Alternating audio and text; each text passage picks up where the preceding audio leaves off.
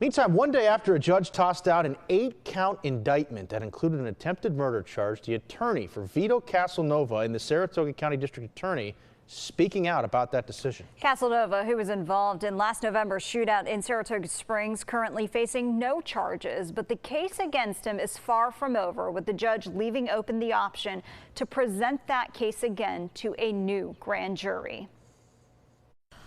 It was in this room a grand jury in Saratoga County heard hours of testimony and watched video evidence of what happened the night of November 19th at 3 in the morning, leading to an 8-count indictment against Vito Caselnova.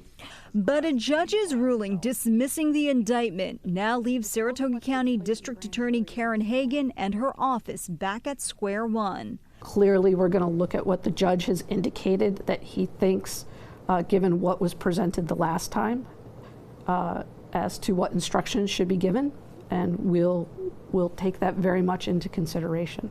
Judge James Murphy pointed out defects in the prosecution's presentation to the grand jury were so flawed, it, quote, cannot be said to be fair in any sense of the word. What counts in the world of the criminal justice system is following the rules of law of the state of New York and giving everyone involved in a case a fair process, and that's what we believed we had done. The judge differs.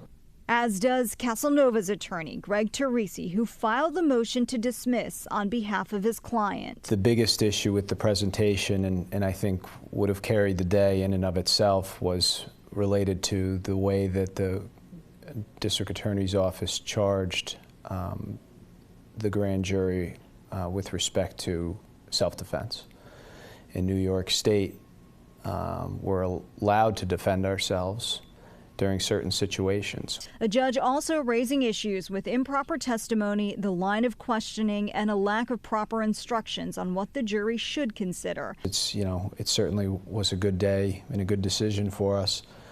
It's not over, and that's why their direction to me and the defense team is, you know, continue to get ready. Mr. Caselnova was not absolved of any wrongdoing at any point in time during the course of that 31-page decision.